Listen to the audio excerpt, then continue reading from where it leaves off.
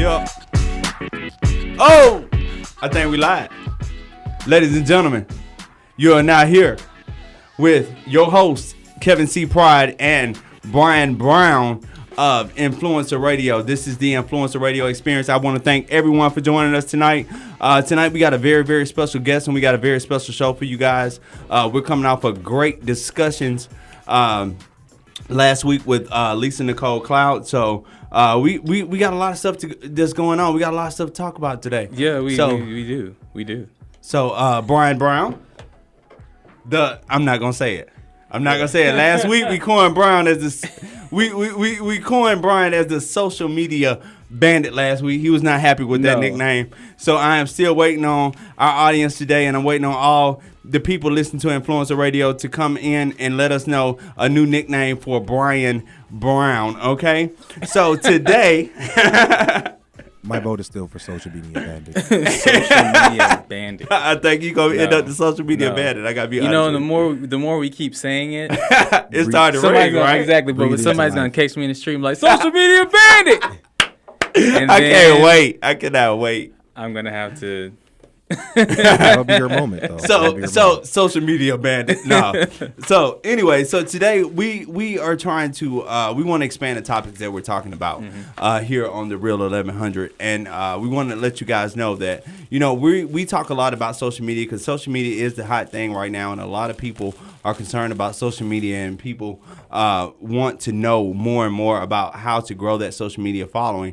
But, we do a lot more than that. Mm-hmm. So today, we're going to have a show that's a little bit bigger than just social media today. Today, I think it's time to really start talking about what we really do as Influencer 365. Because what we really do is business development.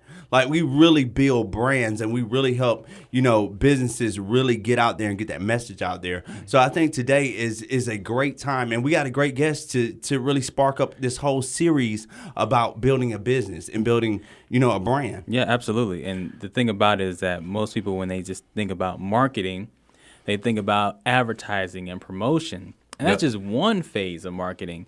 The real phase of marketing or other phases of marketing comes in with business development, product development, having to do that testing, that research on an overall market to make sure what the demand is, what the customer looks like. And then that helps you put together like how you're going to promote it, how you're going to price it, and really help it bring it to the market. So marketing is all about bringing it to the market. And so I like the way you say that. Say that one more time, just in case our listeners didn't catch that. Say that one more time, Mr. Brian Brown. Let us know, what is marketing about one more time? Marketing is about how to bring businesses and products to the market. There you go. That's what it's all about. And so, for I guess our best case study is our own business. That's true. We are coming up on a huge milestone. Yes. For our business, and we've been doing business together for about a year. Almost 365 days. 365 days. And for those listening at home, like Kevin and I have been consulting for a long time individually, for over a decade of consulting experience. And we decided to bring our forces together, one to twins. That's going to be a promo. That's going to be a promo. He's working on trying to get that nickname. I'm telling you, he's working on it. You can hear it in him, but I'm telling you, he'll get stuck with social media bandit. But that's all right, though.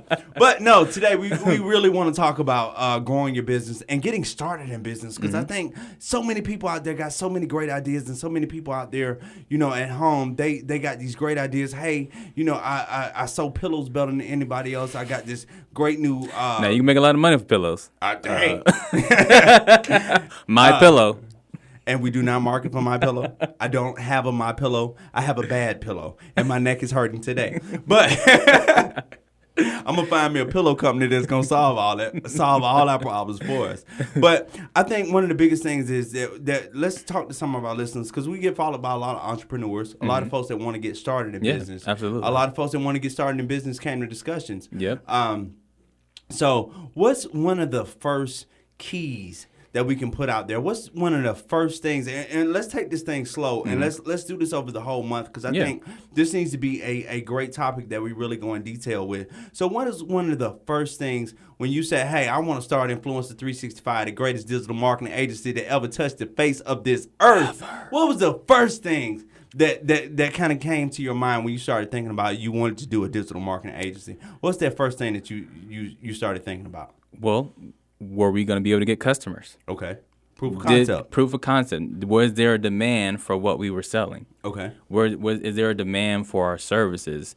And then who is our customer going to be as we enter into the market? But the biggest thing is, do people want what you're selling?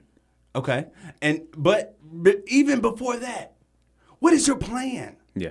Because I think one of the biggest things that we're starting to miss, and I think I get all these people coming to us nowadays, oh, we want you to do a digital marketing, and oh, our business is this and this and this, and I ask them for a written plan, and I was like, well, it's all up here in my mind. I can't see what's in your mind. So I think one of the biggest things is you got to have a plan for this is what I want to do. Now, before I even start to test the market, and before I start to say, hey, I think the market needs a digital marketing agency like Influencer 365, it's about what is my plan to actually bring that to market, and what am I thinking about? What's that idea that we kind of came up with? Because I think, honestly, the Influencer 365, the whole thing is a revolutionary idea. Outsource your marketing department.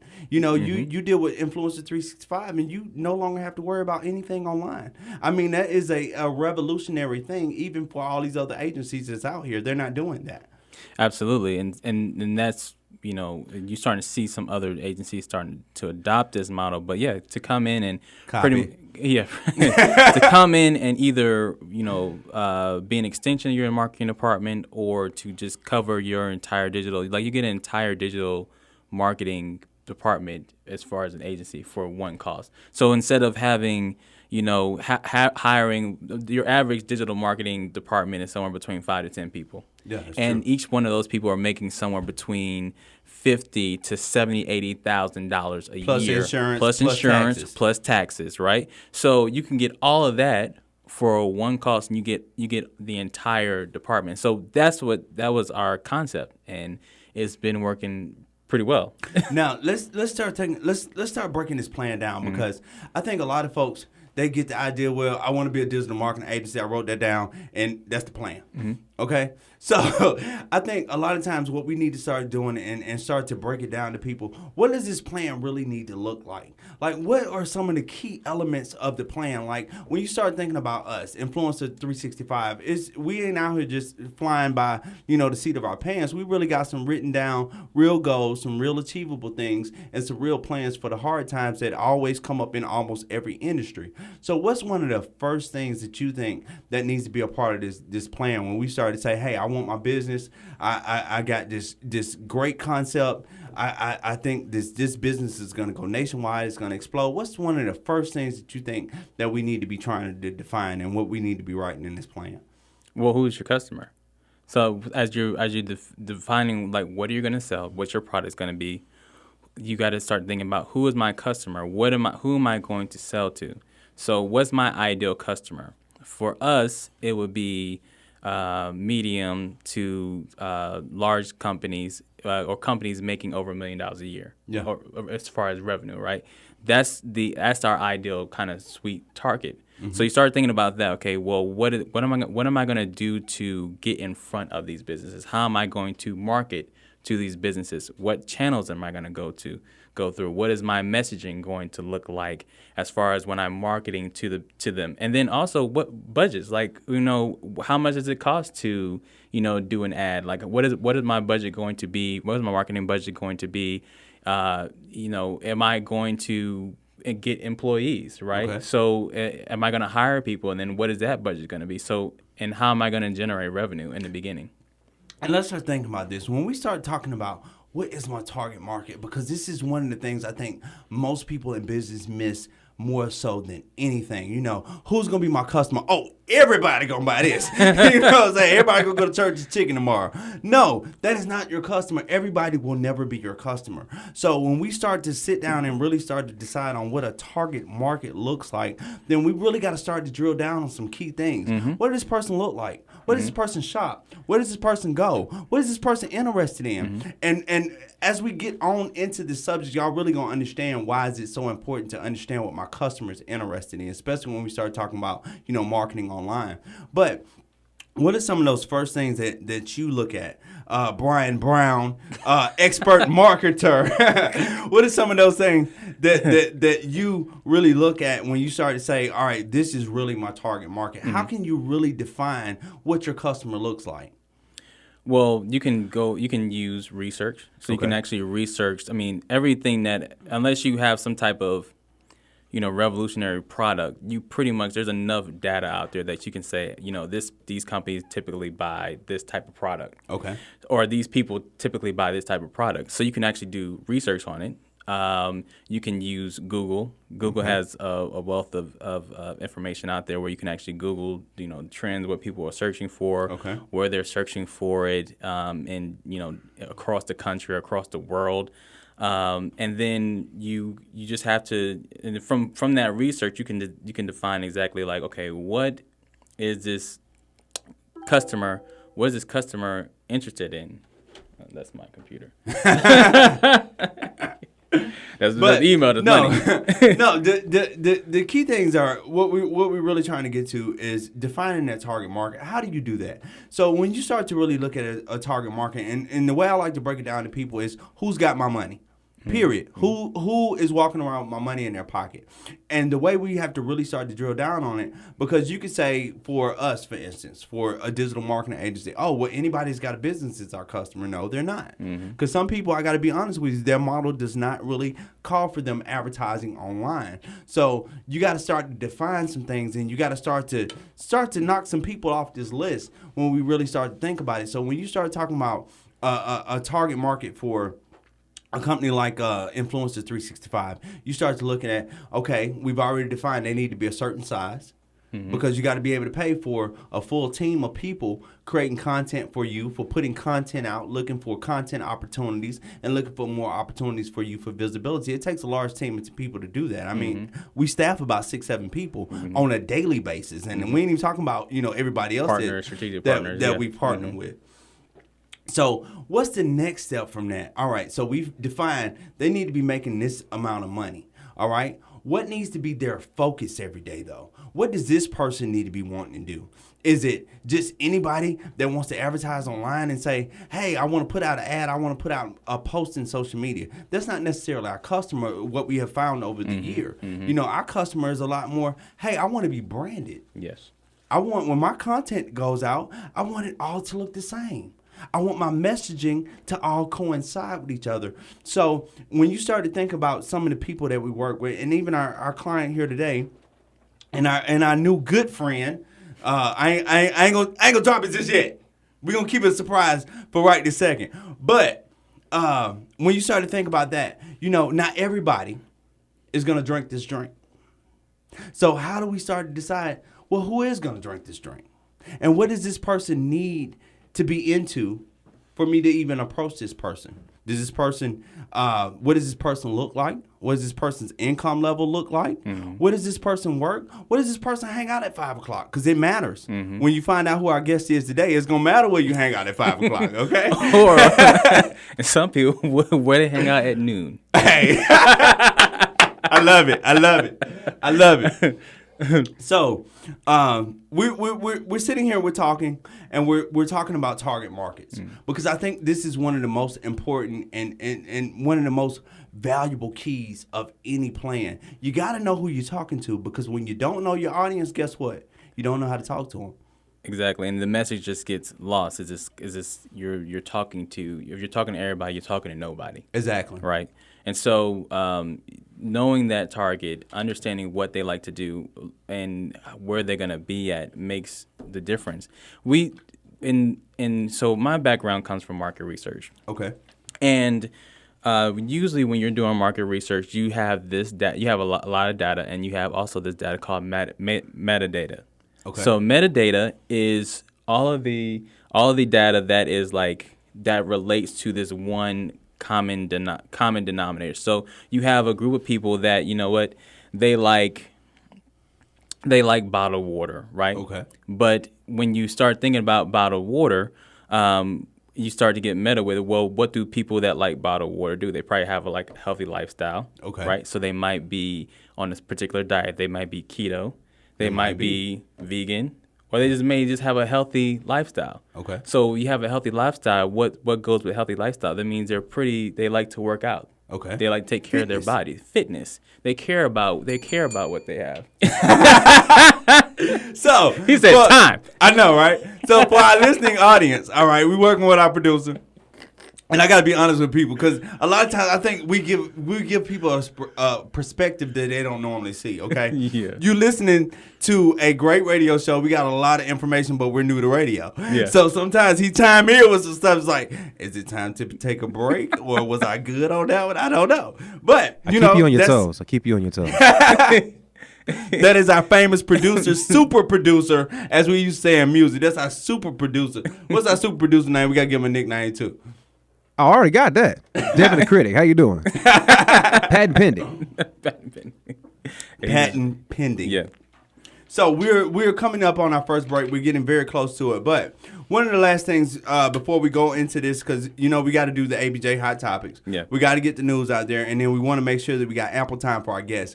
So one of the biggest things that I think that, if nothing else, that you can take from this segment and take with you is making sure you know who your customer is. Know who has your money. I don't care what your business is. You could be selling cookies. You could be selling chicken. Bet or that's you my could be money. Exactly. I don't care what that business model is and what you're selling. You need to know who you're selling it to, because that's the only way you're going to learn how to talk to these people, and that's the only way you're going to really know how to guide your audience for more and more product sales. Yeah, and then also what they're looking for too. Yeah, so I think it's super important, because if you don't know how to talk to them, if you don't know how to design that messaging, if you don't know how to create a brand out of what they like, it could be very detrimental for you. That's Spend true. A lot of money. That's true. I was actually on WATC channel 57 this morning with Vanessa Abrams, and we were on her show, and we were talking about being able to speak to people and being able to talk to people on a level where they get it and they understand it, and being able to know who their audience is. And I think knowing your audience is the key. You have to know that if I am a liquor brand, okay, your audience need to be drinkers. Because if you're talking to a whole bunch of folks that just drink water, you're going to be broke. Yeah. And it's probably not going to work too well for you. But we're going to keep rolling. We're going to keep it going. So we are talking about some of the hot topics that might be coming up after the break, and we're about to head to break. Gotcha. So we're gonna do something called a teaser, right? So we do in radio. You do a teaser. Okay. And so some of the hot topics. There is something about the U.S. soccer team. Okay. We're gonna be talking about Facebook. Okay. And we're gonna be talking about Amazon. Oh. Some exciting things coming. I know what Amazon got coming. I saw it earlier. All right. And it's funny to me.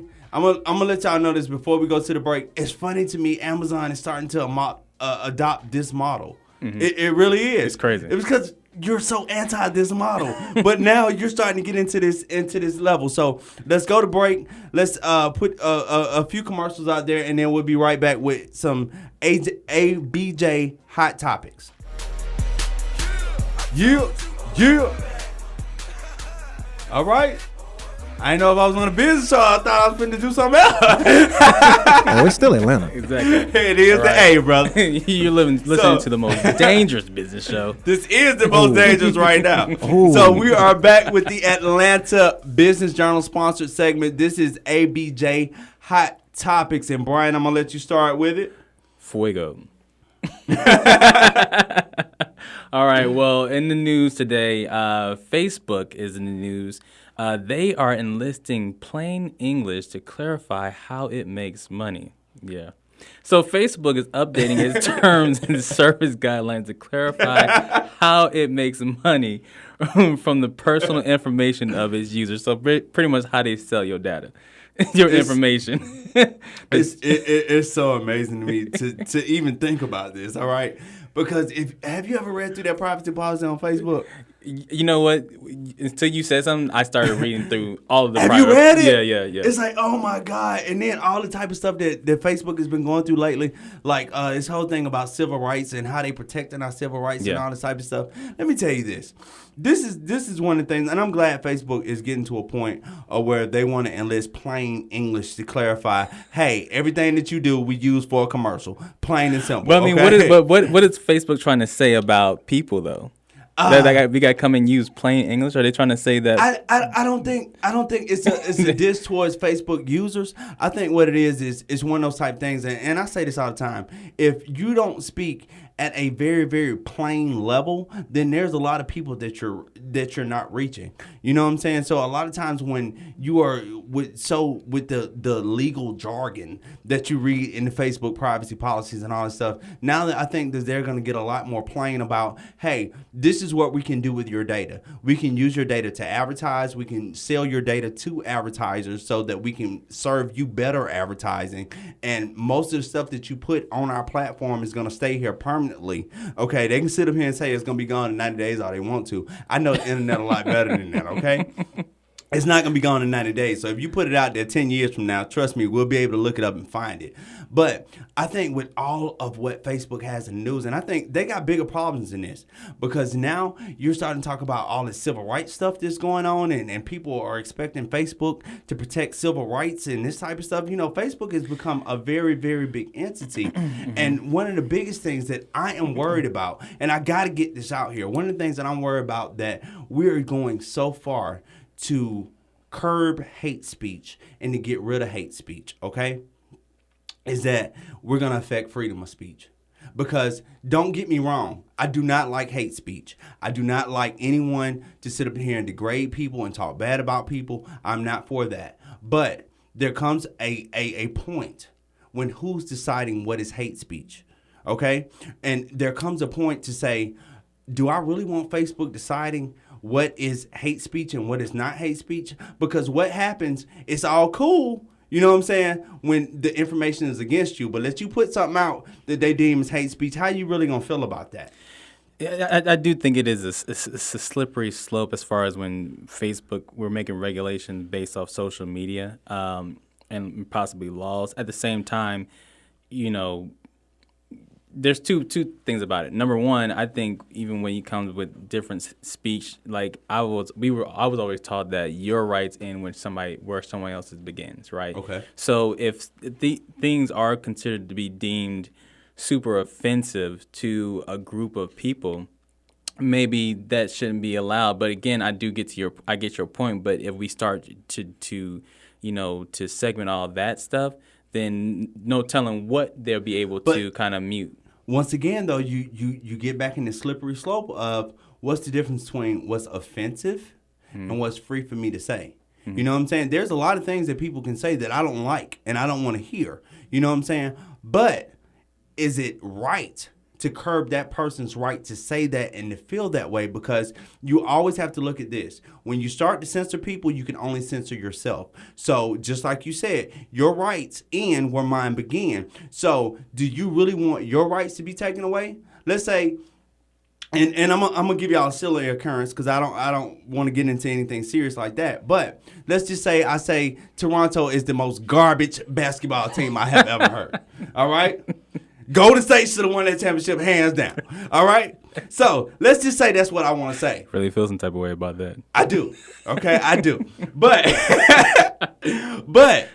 Facebook comes and says, hey, that's hate speech. We can't have you out here trashing Toronto like that. Yeah. You see what I'm saying? How are you really going to feel when some people come and start to take your rights away from you? Yeah, it is definitely. And you really want Mark deciding that?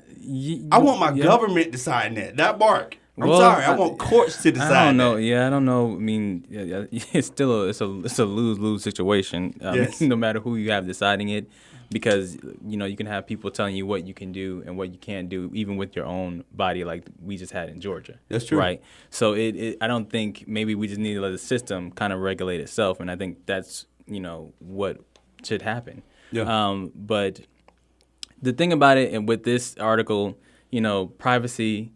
Your information it's really a thing of the past, man. There is nothing if you are online, if you are on social media, and you're expecting privacy, you need to. I gotta be honest with you. If you walking around and you got Alexa in your house, you got a TV you can talk to, plus you can talk to Siri in your house, you need to stop thinking about privacy altogether anyway. The only thing private is what's going on in your mind. Anything that you say publicly, if you say it out loud, it's public at this point. And unfortunately that's the world that we live in, and it's so crazy. I even heard the content master himself, Gary Vaynerchuk, say that the next generation will not even expect privacy. What is that? Yeah, they won't expect privacy, and they will be letting Amazon come into their houses. So, next story introduces Amazon this week and introduced counter in the U.S. So where customers can pick up their packages and shop too. So available now at more than 100 Rite Aid stores in the U.S. I know, right? Rite Aid. And this is going to be growing over to 1,500 stores before the end of the year. Counter, Amazon's new platform, enables quick and easy pickup of packages. Over time, the Counter network will expand to thousands of other locations through additional partnerships with retailers, convenience stores, and small businesses across the U.S. I'm going to say this. Who got Jeff's number? Does anybody have Jeff Bezos' number? And let me tell you this. Number one, this is what you got in business to compete with. First of all. Number two, it's a horrible idea. It's not going to work. The same thing that eBay thought when eBay, you remember eBay stores? Mm-hmm. Who remember eBay stores? Mm-hmm. Can't nobody remember that, right? Because it was a horrible idea. People shop with Amazon because I don't want to go to the store, okay? I want this stuff coming to my house. Mm-hmm. I don't want to go to the store. Mm-hmm. I don't want to go pick it up. I want you to deliver it to me, and that was the whole power of Amazon. Now you're getting into the same game as everybody that you came and wiped out. Seriously, what's the point? Yeah, I still think there's still some very late adopters where not everybody's buying things off of Amazon. Like some things people don't feel comfortable. So one thing could be like women's jeans. I know some women have to go in because they don't. Every jean designer is different. You gotta go and try. You gotta go try that. Women gonna try on their jeans and Rite Aid now. I don't think so. And then let me tell you this. All right. So you said it's some late adopters. Yeah, some late adopters that I don't feel comfortable. My grandma, okay, still got a flow model. Do anybody remember a flow model? Is there anybody that's older than me to remember the old wood grain? It's a little 27-inch, but it looks like a 40-inch. And then when it get old, you put the new TV on top of the floor. You just stack it on top of it. You had to use a set of pliers to turn the knob. Exactly. Man. So you mean to tell me, because grandma didn't want to go get that flat screen, all right, we need to go back to flow models. We're going to start creating flow models now because grandma ain't want to do it. You know, that is a very drastic analogy. I just think there's some things, even with the shopping, where you can go and get people. I actually used one of those applications over the weekend where somebody actually shopped in the grocery store and it delivered to my house. Okay. I was very surprised with, their selections. Like they had, I got fresh produce. Okay. But some people, they got to go in the store. I got to smell the fruit. I gotta look at the produce. You don't want to smell your fruit. Brian Brown does not want to smell his fruit. All right. I hope everybody at home is listening and understand. Brian Brown don't need. Just send whatever fruit to his house. All right. It don't matter if the bananas is black. That's all right. We just gonna send it on and let him eat that tonight. Please don't pick up any black bananas for me. I ain't not making no. Matter of fact, I don't eat bananas. How about that? Oh, they should have gave us a radio show. Racial. I'm telling you. But yeah, man. So I think there's some late adopters out there, man. There's some people that I'm still not comfortable. But and then it also allows for people that don't live in, I guess, safe communities that instead of getting your packages stolen, you can just roll up in the Rite Aid, pick your packages up. What can be safer than the mailman bringing my stuff right to my door? Well, but if you listen, now we know people like the snacks package, especially around the holiday time. They taking all types of boxes and don't even know what's in it. We obviously live in different neighborhoods. Let's say that. All right. right. Well, also in the news was a good editorial on ATLBusinessJournal.com about the U.S. women's soccer team. Over the weekend, they played against France, which was a very good match. I actually watched the entire soccer match, and it added 5 minutes. You watched it? Yeah, I watched it. You really? Yeah, I did. I didn't watch it. I gotta be honest with you. Yeah, I watched the entire thing. It was 95 minutes of soccer. Sports. Yeah. So there was this article that was on ATLBusinessJournal.com about the women's soccer team and just about women's soccer in general. How in this World Cup, even though they did increase the actual payout for the champion, there's still a huge disconnect between a pay gap between men's and women's tournament. And so right now, the World Cup, the winner will see about $4 million, which is double the amount of the U.S. women's team won in 2015. However, it's still a small fraction to what the men's team received, which they received about $400 million in 2018 for the World Cup that was in Russia. I'm going to say this. Let me just say this. Okay. And I think this is a fair statement, so women, please don't beat me up. No. All right? I feel like this. If you don't produce the same amount of ticket sales, and I can only say that I'm qualified to say this, okay? Because I have a good friend that plays in the WNBA. Shout out to Miss Renee Montgomery, all right, for the Atlanta Dream. Mm-hmm. But even she would acknowledge they don't sell the same amount of tickets as the Atlanta Hawks. And I will even acknowledge Atlanta Hawks really don't sell many tickets anymore because... Well, there goes that sponsorship. But we might get it from the Skyhawks.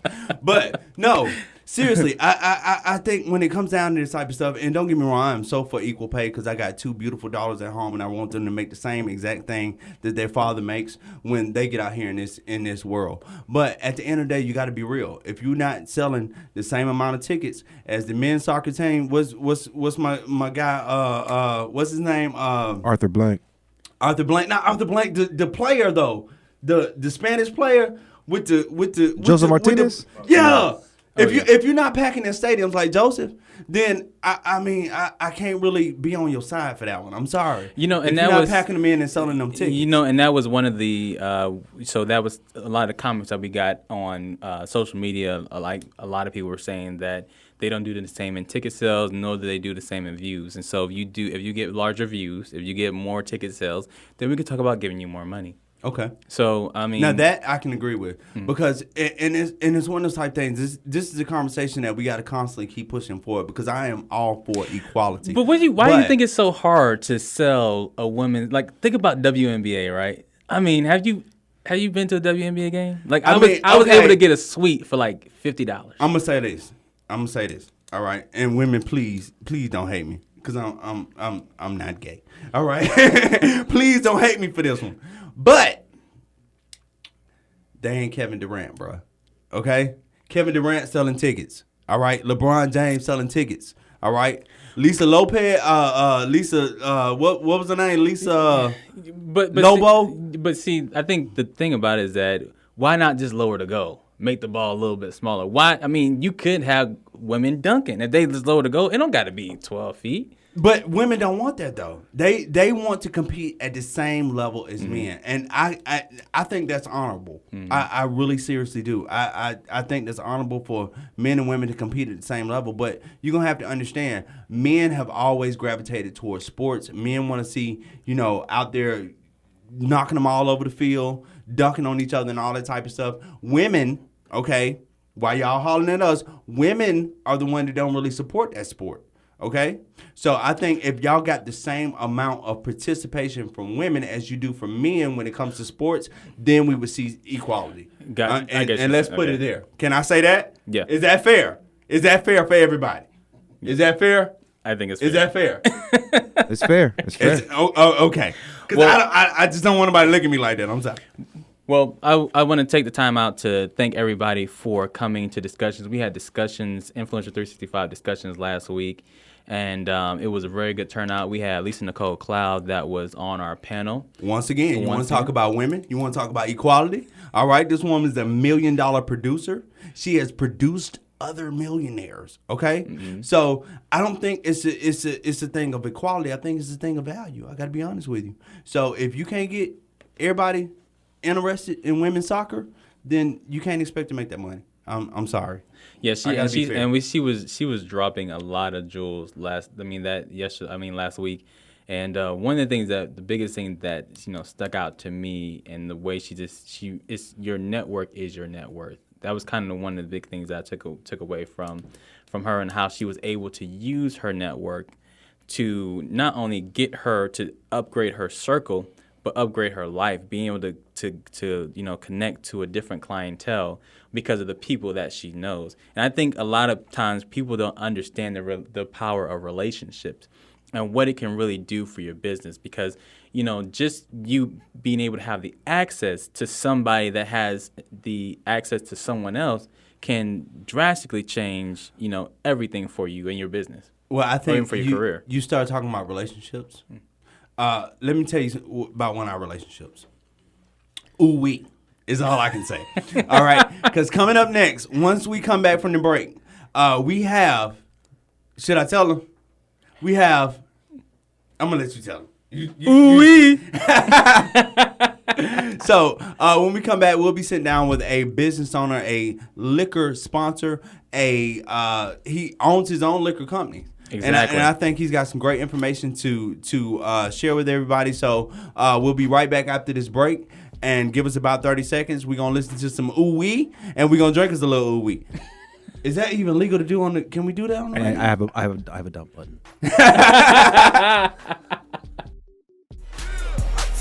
All right. The most dangerous business show in the world. We probably like the livest radio show In the world, Craig. In the world, Craig. In the world. Ladies and gentlemen, you are back right here with Influencer Radio. I am your host, Kevin C. Pride and Brian Brown. We are sitting here with Nigel Walwyn of Ooh Wee. Oh, yeah. Yes. So Ooh-wee is an innovative and smooth tropical liqueur that reflects the exciting lifestyle of the Caribbean. And I'm going to try some. I'm going to try some live on radio. I don't know if this is legal. Is this legal? FCC. This is what we need to know. Of course. FCC. I got some folks throwing some fingers up. I don't know. We just got fined. We're going to try it. So that's the Ooh-wee baby. Ooh-wee. I put both flavors together. Even though it's in a sippy cup, I'm just sipping, man. Oh, this is beautiful. It's in a shot glass, I should say, a shot glass. It has such a natural fruit flavor to it, such a natural taste to it. Like it's almost like I taste juice in there. Exactly. Yeah, there's nothing like it. That's because that's the real fruit in there. Okay. It's the real fruit, not even the juice, but the fruit itself. It's like you pick it off the tree, which is what I did to get this started. When I invented was our passion fruit, the one with the yellow top here. I actually went into our backyard in the Caribbean. Wow. Pick the fruit, which I've been doing since I was a kid. You got a whole backyard and everything in the Caribbean. Yeah. Did you hear this? Yeah. I just went out to my backyard. Exactly. You Yeah. gotta So have a backyard in the islands. I'll be asking to borrow that. I know, right? Do you Airbnb that property? Right? Can we make liquor there or no? Hey, my mama got a muscadine tree in her backyard. Muscadine one. I found out recently from my dad that him and his mom, my grandma, they used to be doing that. They had a little pot still in the backyard. Wow. And it would be I thought I was the first one in the family. Come to find out. So what is they were this? doing it in the 40s and the 50s. So where does this beautiful Caribbean smooth creation come from? Like, what gave you the idea and the passion to do this? Because I know this hasn't been easy for you. I know, exactly like I said. I wanted to create a drink. I went home. I'm always making drinks, man, since I was a kid, with or without alcohol. Don't judge me. But, I went home about 10 years ago.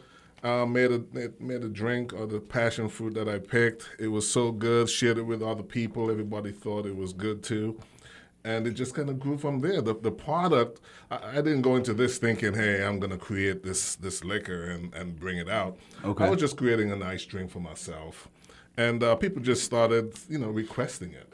Asking me to make it for their events, their parties, and so forth, and kind of just took off from there.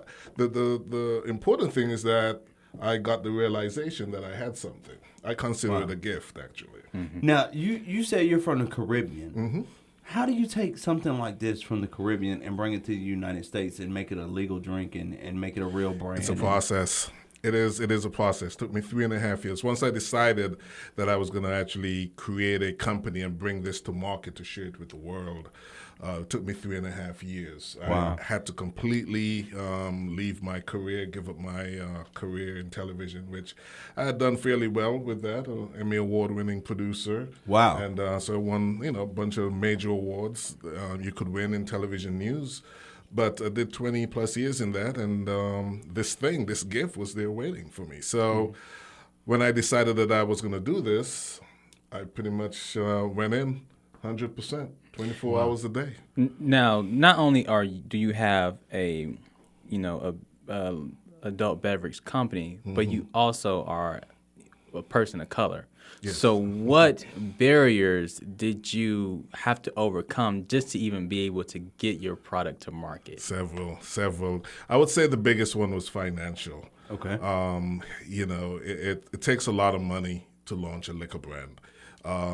That's probably the most significant barrier there. How much? When you say that's what I was going to say. Yeah. You said it takes a lot of money to launch this. When we started talking about a lot of money, because our listeners really want to know. Yeah. So when you start talking about a lot of money, you ain't got to tell us the exact down to the dime, but yeah. No problem. What type of money are we talking? So basically, I'm at the bottom of the barrel, right? Okay. Bare minimum. You can't really go any less than this.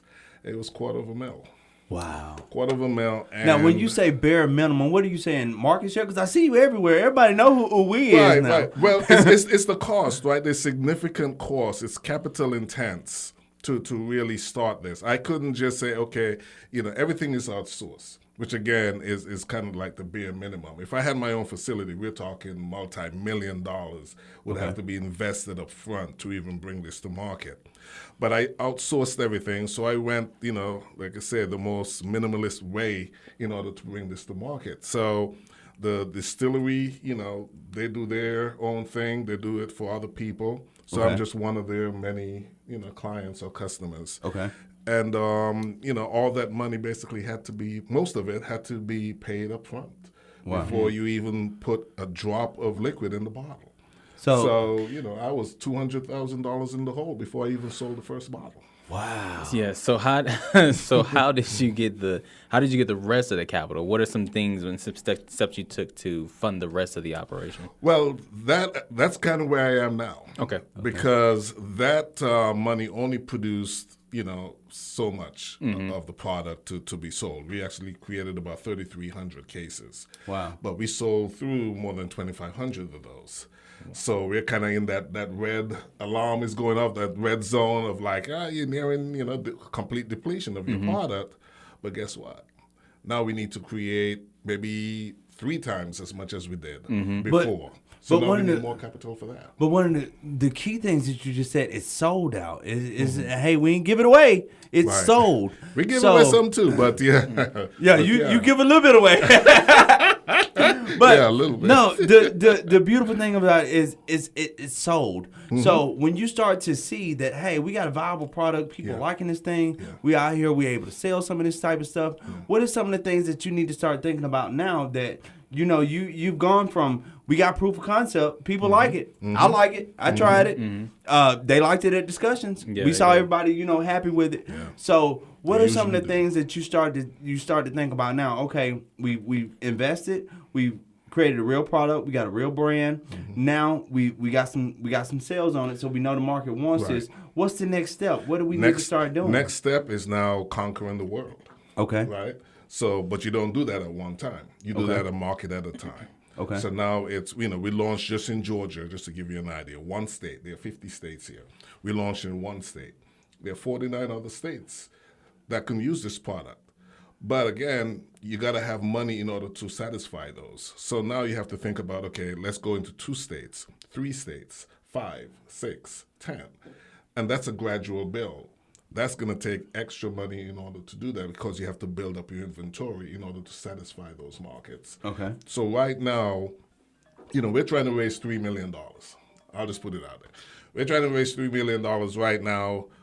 Investors who wants to, be a part of the journey, own a piece of the company, to come in and take this ride with us, so that we can put it in South Carolina, in Chicago, in New York, and in California, overseas, in the Caribbean. So you're looking for investors right now. So number one, where can people invest? And then what is the minimum amount of investment that somebody can come in and invest into the company? Well, that's a discussion. I can't really get into that specifics right now. But for people who are hearing this or know someone who invests already, they're experienced, you have to be an accredited investor also. Okay. You can't have $10,000. It's a quick education. You got $20,000 in the bank. It's there. You want to do something with that. You can't invest in my company. It's a private placement. Wow. So unless hit on that a little bit, because you hit on some stuff that I think a lot of people don't understand. Yeah. It's like, I got the money. Why can't I invest? Right. What is an accredited investor? So the SEC, which is the Securities Exchange Commission, have set up certain rules, and it's by law. People have ended up in prison because they violated it. Wow. So you have to be an accredited or qualified investor. That means your annual income has to be $200,000 a year or more. Wow. Or your net worth has to be $1 million. Okay. And if your net worth is $1 million, that can't include your house. So pretty much the government has set this up for people to, say, give you $50,000, $100,000, $500,000, $1 million, or whatever, that you could go to bed at night and not worry about losing that money, right? Okay. But if you're taking, $10,000 out of your $20,000 savings, and you're making, say, $50,000 a year, $100,000 a year, you're probably going to be worried about that $10,000 or $20,000 that you gave a guy. A lot, exactly. Right? A lot. Calling you in the middle of the night. So, who am I? $10,000. Exactly, and that can lead to some problems and some situations. So the government has kind of set this up to protect people from themselves, in a way. But so I don't want to just take people's money because it's a risk. Right. So if you're going to invest in my company, chances are, if you're accredited, if you're on that level, you're not just invested in my company. You've got 9 or 10 other investments out there. You're probably losing on 5 or 6 of those. Okay. But the 3 or 4 that you're winning on, you're winning. Right. Wow. Mm-hmm. So it's kind of an odds kind of thing that you're playing to, but you have the financial worth in order to play on that level. Mm-hmm. So those are the investors that can invest in companies like mine. Wow. So the people who know that, they know how that game is played. Okay. Yes. Now, when you decide, hey, I want to be a liquor brand, there's a lot of rules. There's a lot of highly obligations and a lot of regulations, like you say. Highly regulated. So what are some of the things that we need to be thinking about if we want to be a liquor brand? What are some of these regulations that we're gonna have to be able to get past? Right. So of course, you have the age situation. Okay. You have to be 21 years or older in order to consume this product. Okay. Every state, here's just how crazy it is. We're in the United States, right? But every state has its own liquor laws, right? So in order for me to get this product into South Carolina or into Florida or New York, I have to take into account each state's law. I have to actually register this product. Actually get a license for each state that we're putting this product into. It's almost like you're dealing with 50 different countries, even though it's on the United States. Wow. So the very first thing, anybody thinking about they're trying to get into this business, and I have this conversation all the time, the very, very first thing you need to do, you need to get what is called a federal basic permit. You cannot do anything in this business without that. And so, for instance, when I made that first call, within about 2-3 months that I decided I was going to do this, I called a distillery, and they pretty much hung up on me because their question was, so you have a federal basic permit? And I was like, what's that? Wow. It's like, call us back when you get one. Click. And then, of course, I'm on Google, federal basic permit. And, so there's an agency, of course, that deals with that. Okay. They set up all the regulations. There are marketing regulations. You just can't just market anywhere. You can't put posters up in certain places. You got to have specific. If you look at this bottle for your Facebook people, there's required information. I had to get everything you see written here has to be approved. Okay. The liquid inside had to be approved. That's part of the process. So there's so many regulations that you have to follow, You have to keep these things in mind. There are tasting laws. Some places you can't taste. In Georgia, you can't taste the product in the stores that sell it. So can you imagine walking into a store and I'm coming up to you and says, hey, this is ooh-wee passion fruit made with real fruit. The real fruit experience tastes amazing. You've never heard of this, right? You've heard of Malibu. You've heard of everything else that's out there, Hypnotic and all those guys. That's who we compete against. They're artificially flavored. We're not. So Nigel, where can people go and actually buy ooey? Where can they get hands on the product? The best place to go is on our website, ou-oui.com. Go onto our Smooth shopping page. You'll see all the stores listed. You just simply put your zip code in, and you'll see the stores pop up near you. So we're in about 100 to 150 stores throughout Georgia. Okay. So in the Atlanta metro area, we're just about in every county. We're in the big ones: Tower, World of Beverage. Wow. Some of your more popular stores we're in, but we're not in every store. So So now, if we want to follow you and support your journey and follow your journey online, where can we do that? What's your Instagram and what's your Facebook? So our Instagram is Sip Ooey. Of course, you're sipping. So SIPOUOUY. Sipping, getting lit.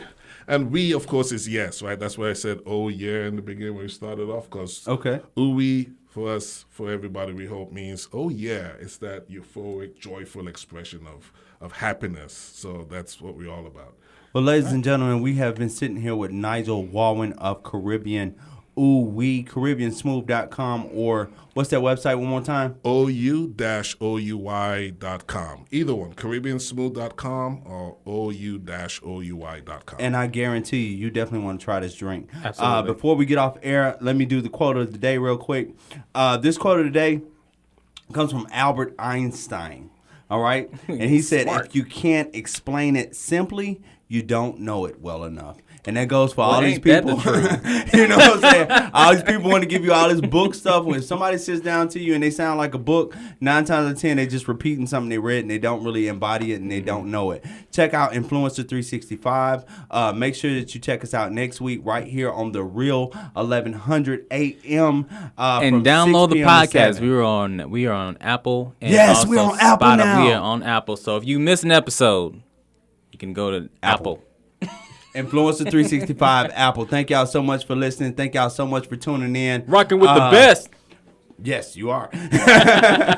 Ooh-wee. Ooh-wee.